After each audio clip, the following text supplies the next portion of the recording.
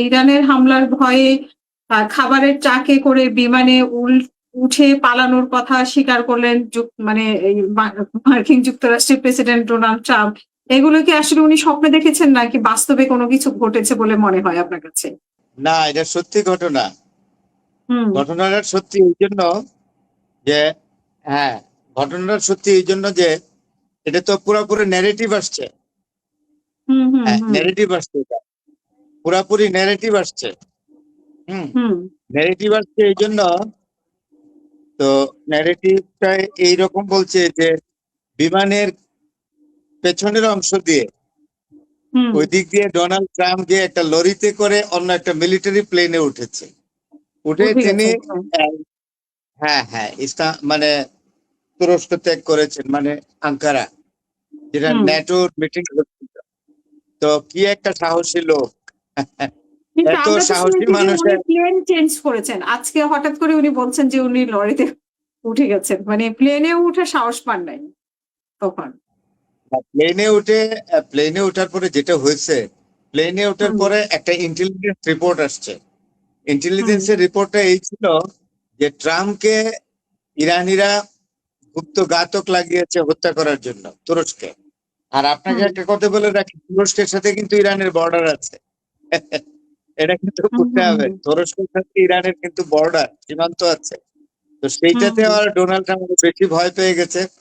সীমান্তবর্তী তো ইরান তো কাছে, তো বোধহয় এটা সত্যি হইতে পারে। তাই উনি তাড়াতাড়ি কি করেছেন যে অন্য বিমানের পেছন দিক থেকে বের হয়ে গিয়ে আরেকটা লরিতে, একটা স্পিডি লরিতে উঠে গিয়ে আরেকটা মিলিটারি প্লেনে উঠে তখন আমেরিকা এসছে। এটা তার ওই যে এখন নিজের জীবনের জন্য এত মায়া, নিজের জীবনের এত মূল্যবান, নিজের জীবন এত মূল্যবান, তাইলে অন্যান্য মানুষগুলো যে প্রতিদিন আক্রমণ করে হত্যা করছে তাদের জীবনের কোনো মূল্য নাই। মানুষের জীবন যে কত মূল্যবান, আর জীবন আশঙ্কা দেখা দিলে কতটা ভয় মানুষ ভীত হয়, এটা ডোনাল্ড ট্রাম্প তো নিজে অভিজ্ঞতা অর্জন করলো নেটো মিটিং এ গিয়ে, যখন he has got a very intelligence report that someone was coming to kill him, and that is why he had to change the flight, তাই না?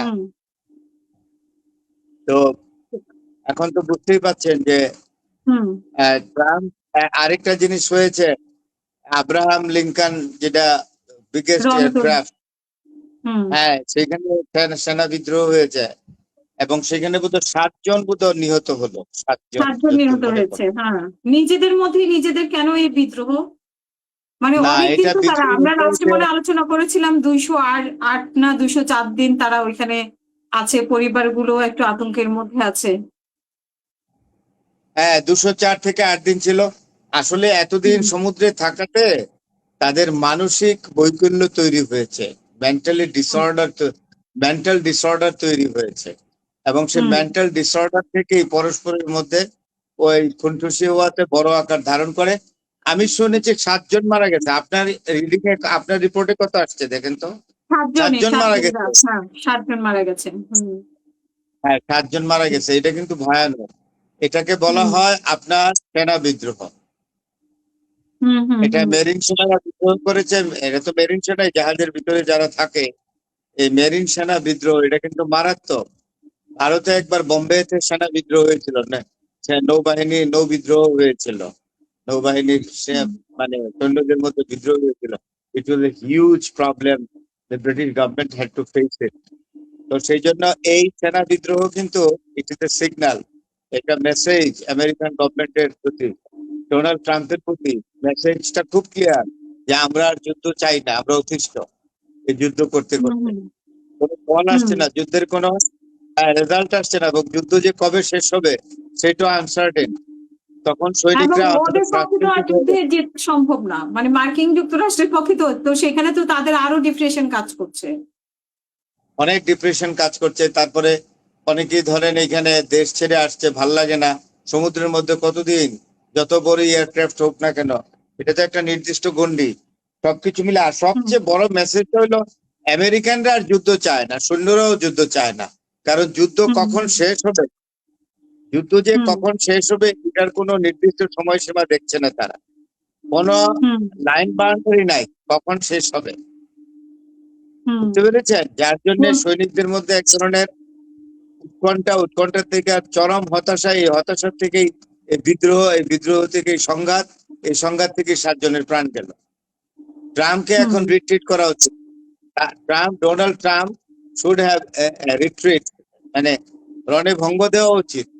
আর না, যথেষ্ট, এনাফ ইজ এনাফ, হুম যথেষ্ট। আবার দেখেছেন বাবুলাল মান্দেও তো সশস্ত্র বিদ্রোহীদের হামলা হয়েছে এবং সেখানেও হ্যাঁ, এটা পাকিস্তানের বলে বাব আল মানদেব, যেটা লোহিত সাগরের হুম প্রণালী।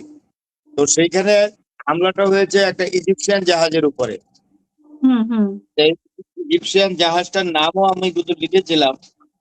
হুম ইজিপশিয়ান একটা জাহাজ, জাহাজটার নাম পেয়েছি। জাহাজটার নাম হলো তিহামা। হ্যাঁ, তিহামা হুম জাহাজ, এটা ইজিপ্টের, মিশরের। হুম এই জাহাজে মিশরে লোকজন মিশরে মারা মারা গেছে। গেছে। এটা কিন্তু এখানে লোকজন 6 জন মারা গেছে।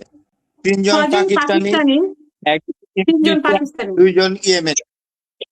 হুম 3 জন পাকিস্তানের আর 2 জন ইয়েমেনের। তারা হলো মানে উদ্ধারকারী 2 জন, আর একজন হলো ইন্দোনেশিয়ান।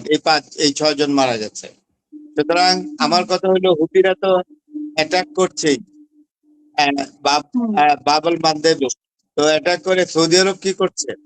সৌদি আরব না মিলিটারি অ্যালায়েন্স করলো, একটা চুক্তি সামরিক অ্যালায়েন্স করছে না হ্যাঁ হ্যাঁ পাকিস্তান হুম আর তুরস্কের সঙ্গে। What the two countries are doing and what these hmm military alliance are doing, defense alliance কি করছে? কিছুই না। আমি আপনাকে বোধহয় এই লাস্ট বলছিলেন ইয়ারটাতে বলেছিলাম, আজকের আগেরটাতে, যে এই ধরনের অ্যালায়েন্স হলো 0+0+0 = 0। এখন হুম হাতে হুম নাতে হুম প্রমাণ পাইলেন। No hmm action is coming exactly to hmm deter this sort of attack from Saudi Arabia or this so-called military alliance. Consisted of 3 countries like Saudi Arabia, Pakistan and Turkey. কোনো কাজে আসে না এবং আসবেও না। এগুলো হলো তুরস্ক আর বসে পাকিস্তান 5 এবং স্টার সৌদি আরব চুক্তি কোনো কাজে লাভ। আসেনি। পাকিস্তান, সৌদি আরব, তুর্কি কি করছে? They have been doing hmm nothing and they are not capable enough to do anything. আমি আপনাকে আরেকটা জিনিস বলে রাখি, হুতিরা খুব দিনের পর দিন খুব শক্তি অর্জন করছে এবং তাদের কাছে হুম আধুনিক ওয়েপন, যেগুলো ইরান ব্যবহার করে আমেরিকার বিরুদ্ধে, ইসরায়েলের বিরুদ্ধে, যেমন ড্রোন আছে, তারপরে আপনার আছে, মিসাইল, ব্যালিস্টিক মিসাইল আছে ওদের হাতে, সাংঘাতিক ধরনের এবং অত্যন্ত ক্ষিপ্র গতি সম্পন্ন। আর হুতিরা যারা যুদ্ধ করে এগুলো, এরা ওয়েল ট্রেইনার, হুতির বিদ্রোহীরা। তো সুতরাং ইরানকে আমি আগেই বলেছি যে ইরানকে আমেরিকা কিছুই করতে পারবে না। ইরান কিন্তু যুদ্ধটা একা করছে না, এখানে প্রক্সি আছে 3টা। হুতিরা আছে, হুম হামাস আছে, হিজবুল্লাহ আছে। হিজবুল্লাহরাও অনেক স্ট্রং। এখন হুম এখন আপনার ইসরায়েল কিন্তু খুব মারাত্মক সমস্যায় পড়েছে। ইসরায়েল হুম এখন হুম আমেরিকার শক্তির উপর ইসরায়েল খাড়া হয়ে থাকে। এখন ইসরায়েল পাগলের মতো বলছে একাই ইরানের বিরুদ্ধে যুদ্ধ করবে। এখন এই 6 মাসের যুদ্ধে আপনার কি ধারণা, একা ইসরায়েল, আমেরিকা ছাড়া ইসরায়েল ইরানের সাথে পারবে? আর এই প্রক্সিগুলোর সাথে পারবে? হামাস, হুতি এবং হিজবুল্লাহর সাথে তিনটা তিনটা প্রক্সি আর একটা গোটা দেশ ইরান, এই 4টা শক্তির সাথে ইরান তো আমার মনে হয় ইসরায়েল পেরে ওঠার কোনো কারণ আছে। অন্তত এই গত 6 মাসের যুদ্ধে সেটা বলে না।